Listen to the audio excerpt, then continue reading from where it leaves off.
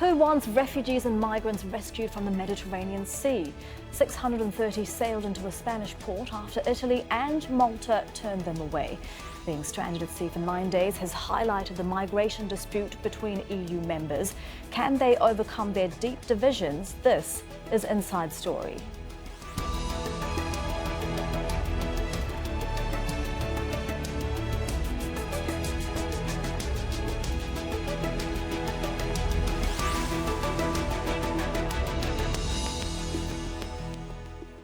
Hello and welcome to the programme. I'm Elizabeth Puranam.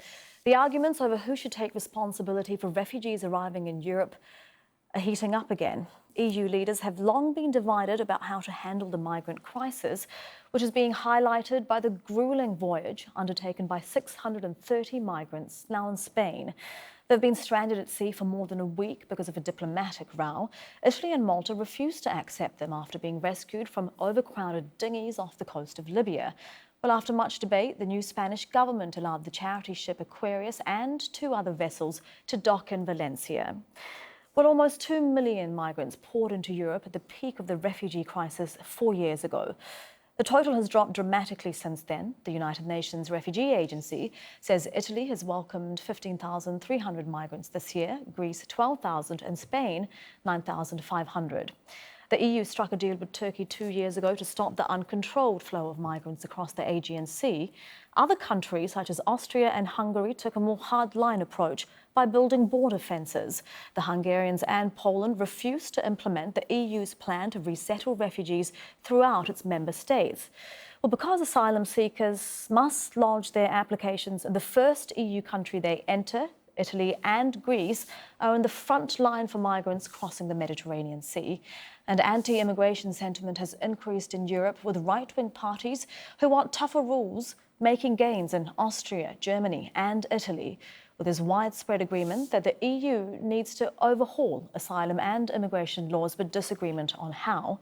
An EU summit is due to discuss new rules in Brussels at the end of this month. We'll get to our guests in a moment, but first, let's talk to Hasiba Haj-Sarawi. She's a humanitarian affairs advisor for MSF, and she's joining us from Valencia. Very good to have you with us on Al Jazeera. So tell us about the condition that these refugees and migrants are in and what's going to happen to them now. So the Aquarius arrived this morning in the port of Valencia with on board 106 people only. We decided to keep on board our ship the most vulnerable people, those who were injured, those who were sick, those who had respiratory problems after almost drowning at sea, pregnant women and children. And then the Italian authorities took on board the other refugees and migrants in the group of 629 that we had rescued over the weekend last week, or who were transferred to us. The reason why people were transferred to ships of the Italian Navy and the Italian Coast Guard is simply because the Aquarius, the ship operated by SOS and MSF, is not equipped to do such a long journey from the coast of Libya to Spain, especially in bad weather condition and especially so overcrowded. But all that triggered that situation and that week of unnecessary cruelty that has been imposed on them is the decision of the Italian authorities to deny us disembarkation, whereas until now we had been able to disembark in Italy.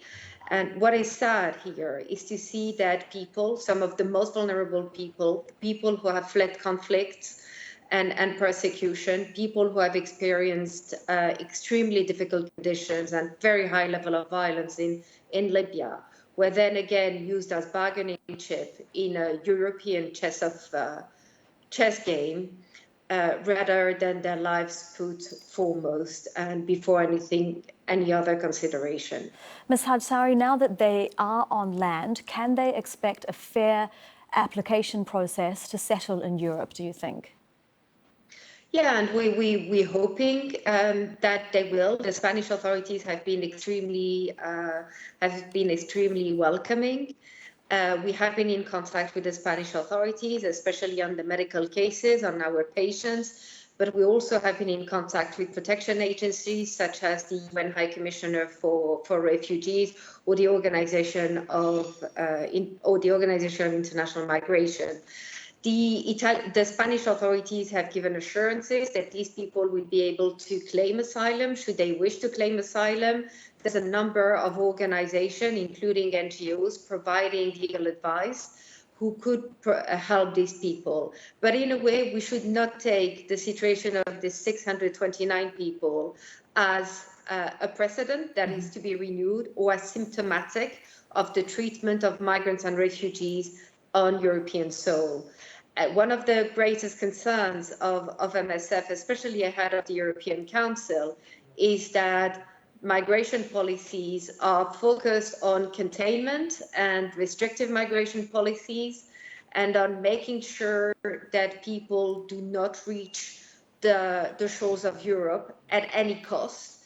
And the cost that MSF sees in its country, in its projects in Libya, in Ethiopia, in the Mediterranean, and in a range of other countries is the human cost of such restrictive policies and the avoidable suffering that is imposed on people who, like you and me, just want a better life and to feel safe. Ms. Haj Sarawi, it's great to get your thoughts on this. Thank you very much for your time. Well, let's bring in our other guests now. From Geneva by Skype is William Lacey-Swigg, the Director General of the International Organization for Migration. And from Rome by Skype is Francesco Gaglietti, Head of the Political Risk Consultancy Policy Sono. Thank you both very much for joining us. Mr. Lacey-Swigg, I'm going to start with you. We just heard from MSF that Europe's policy at the moment of turning refugees away is causing avoidable suffering. What are European governments' obligations towards rescued refugees and migrants, and are they meeting them when they turn them away? Well, quite clearly, the number one priority always has to be to save life. We lost 5,000 people in the Mediterranean in 2016. 3,400 last year, and we're approaching 1,000 this year, and about 50,000 since the year 2000. Those are the ones we know about. There are many others lost in the sands of the Sahara and on the bottom of the Mediterranean that we'll never be able to see or to count. So clearly, we all have an obligation to save life. And in that regard, you need a unified policy that will allow people at least to have their case heard and look at the various options that would be available. But right now, we're suffering from what I would call, or what Javier Solana has called, refugee amnesia, forgetting that IOM, my organization, was founded in 1951 precisely to bring Europeans ravaged by the Second World War to safe shores and new lives. And 61 years ago, several 100,000 Hungarians were received with open arms in Austria and former Yugoslavia. Interesting then that Hungary is one of the countries that has one of the toughest policies towards refugees and migrants at the moment. Mr. Gaglietti, why do you think the European Union is lacking that sort of unified stance and response that Mr. Lacey-Swigg is talking about? Why are we seeing a pushback towards refugees and migrants now? I can obviously speak for Italy. What I can tell you is that the current majority in parliament and the government backed by this majority is an anti-establishment majority. And one of the reasons it made it to power is that it campaigned on immigration. The narrative is very much a narrative of blood and soil with a strong emphasis on domestic security. What we have these days in Italy is a situation with more and more people in social endangerment, lots of unemployment, especially among the younger people, and a growing sense of insecurity. That's obviously related to perceptions, not to the actual threat. So I think that what we have these days is strictly related to the feelings of Italians, of the majority of Italians, which is reflected in a new political equilibrium, and obviously in the geopolitical turmoil around Italy. Yeah. The new Minister of Interior, a strong man, the leader of the League, Matteo Salvini, has just publicly pledged that he will travel to Libya to patch up a solution. As we all know, a deal has been in place with the Libyan tribes until so far, and it is thanks to this deal that the flow of boat people to Italy has been stemmed. The big question now is obviously whether it will be possible once again to strike a deal with Libyan tribes to stem the flow of migrants from sub-Saharan Africa, or whether this will not be possible. Egypt, in addition to Libya, is often quoted as a reliable partner to stabilize the situation in North Africa. Mr. Lacey-Swing, a lot of these refugees and migrants are being sent back to Libya. Should they be, given the political situation in that country? And not only that, but the conditions in the detention centres, the detention camps that UN agencies have really spoken out against and have called appalling. Yes, I have been to the detention centers twice and will be going there again in about a week's time. We have tried to reason with the Sarraj government that, first of all, we should begin by a humanitarian act of separating the men and the women. That would be the first thing to be done. Secondly, we should start turning these detention centers into open reception centers. We are currently taking at least one flight a day out of Libya, taking these people home from the detention centers. Yep. The problem is the smugglers' business model. The minute Libyan Coast Guard brings a group ashore, we give them medical aid, we give them psychosocial help, hygienic kits and all of that, but then they go right back into the detention center. So I'm hoping that we can convince them to let us take these people directly home rather than to detention centers. And one of the main problems, many problems rather, with these detention centres is, again, UN agencies have said that the Libyan Coast Guard is actually, in some conditions, in some cases, working with people smugglers. Well, until we can break this people smugglers' business model, it's all about money. It's very much entwined with the international criminal networks, drugs and guns and people. It's much easier to run people than drugs and guns, and very profitable, about $35 billion a year. Until we can break up that and bring these smugglers to trial, we have made very few significant prosecutions in the last year or two. Mr. Gaglietti, you know, European governments say that they don't want to encourage people smugglers by taking in those who are using their services. But is it as simple as that? No, of course not. But I think that what is now happening is something that we've never seen before, i.e. things are moving very slowly, but they are moving. Italy and France are starting talks. And believe me, these talks are not just about migrants. Migrants are just part of a wider equation, which is all about projecting geopolitical and geoeconomic influence in North Africa. Italy and France are not just arguing about who gets how many immigrants. They are arguing about the footprint of oil companies, French and Italian companies in Libya, who gets what in Cyrenaica and who gets what in Tripolitania. There is no romance here, obviously, but we should never take immigration separately from other big issues that are part of the Mediterranean equation, and oil and geoeconomic targets are part of that.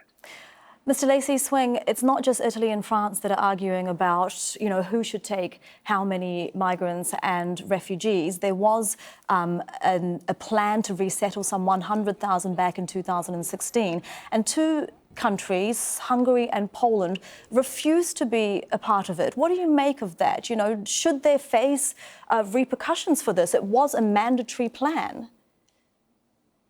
Well, it's ironic that these tougher measures and more conservative moves are taking place now at a time when the numbers arriving have been dropping dramatically.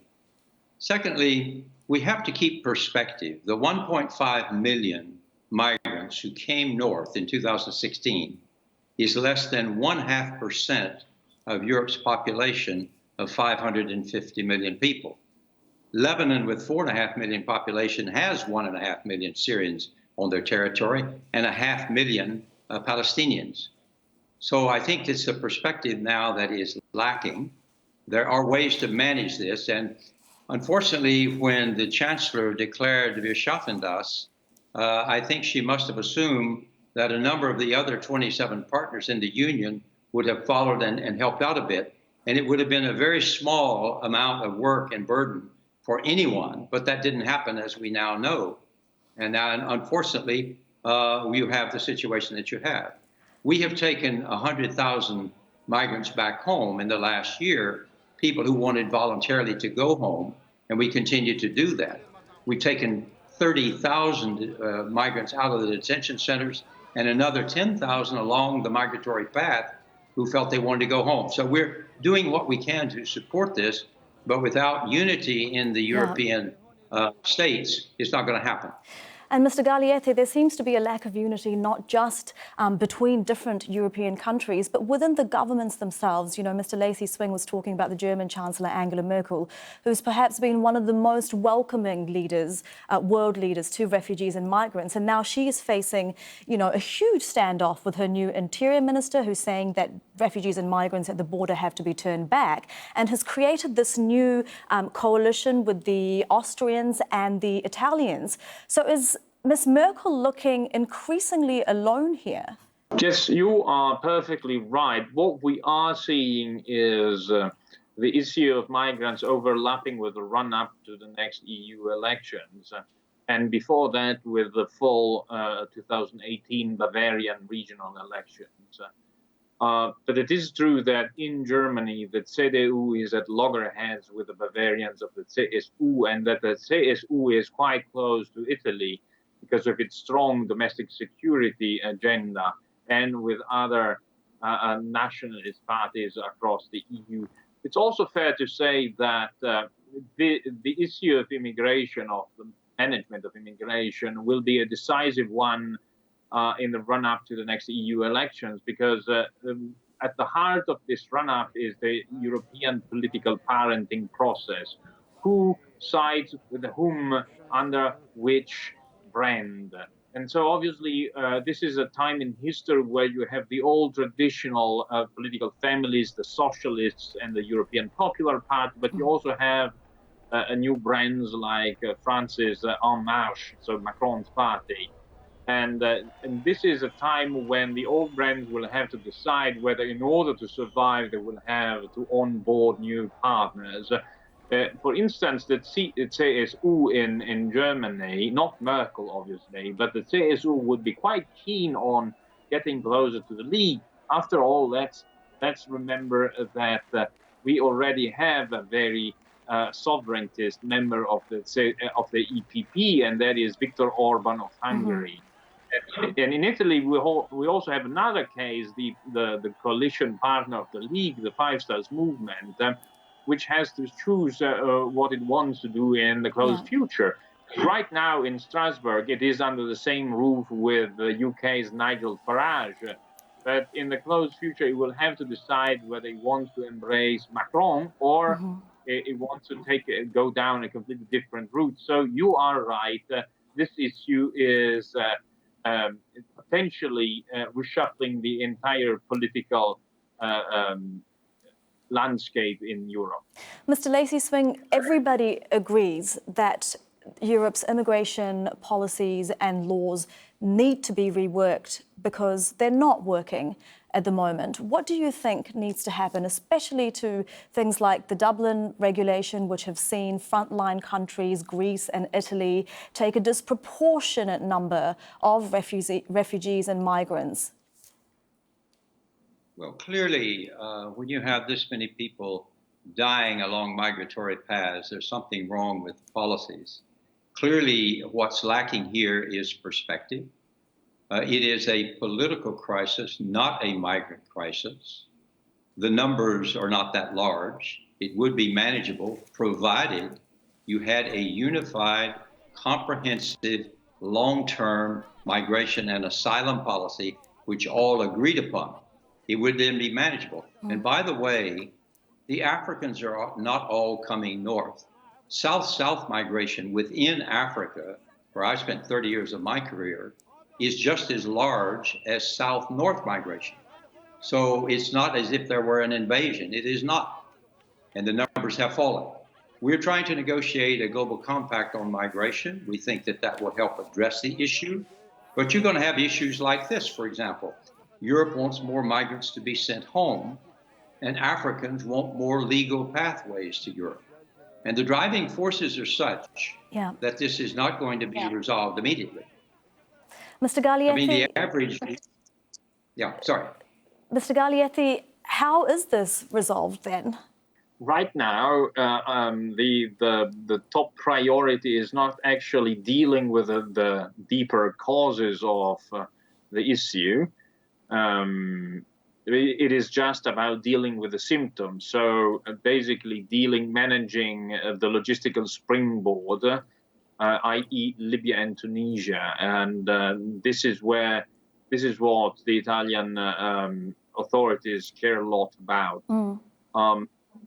Italy is not in a position alone to deal with the deeper roots of this, whether it is a political issue or a migration issue. It's probably a mix of both. But Italy is not in a position to deal with the deeper causes. It can only deal with the symptoms. There is a precedent in 2008, which is the deal with Gaddafi, with the excuse of paying war indemnifications to Libya. Gaddafi committed to stemming the flow of immigrants, but that was a flow that originated from Libya, whereas now Libya is more of a logistical springboard, and the flows are originating mostly in sub-Saharan Africa. Mr. Lacey-Swing, the European Union's way of dealing with this issue so far, you know, Mr. Gaglietti was speaking about they're only dealing with the symptoms and not the causes, is they have been throwing money at sort of third-party countries to stop refugees and migrants from leaving, like the EU-Turkey deal. Can we expect more deals between the European and, say, now North African countries? Well, I think we have right now a fairly fragile African Union, European Union coalition that includes the International Organization for Migration and the UN High Commission for Refugees. We're working together. There is a dialogue. I think it's important to keep that going. You really need partnerships in this because it can't be resolved alone. There needs to be as much unity as possible across the board. I think that we've made a lot of progress so far. The numbers I gave you of people that have voluntarily returned home. But the drivers are such that large-scale migration is going to be and remain a mega trend of our century. You have the median age in West Africa is 15, in Europe it's 50. And we need to have programs of government programs of public education and public information to help people understand better what this is all about and how they can manage it. Gentlemen, we're nearly at the end of our program. Mr. Gaglietti, I'm going to give you the last say here. We have that European Union summit on migration coming up at the end of this month. What is the best that you think can come out of it?